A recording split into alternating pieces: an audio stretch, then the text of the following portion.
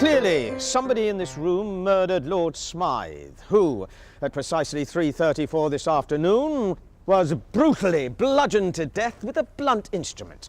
I want each of you to tell me your whereabouts at precisely the time that this dastardly deed took place. I was polishing the brass in the master bedroom. I was buttering his lordship's scones below stairs, sir. Why, I was planting my petunias in the potting shed. Constable, arrest Lady Smythe. But how did you know? Madam, as any horticulturist will tell you, one does not plant petunias until May is out. Take her away. Sorry, madam. It's just a matter of observation. The real question is, how observant were you?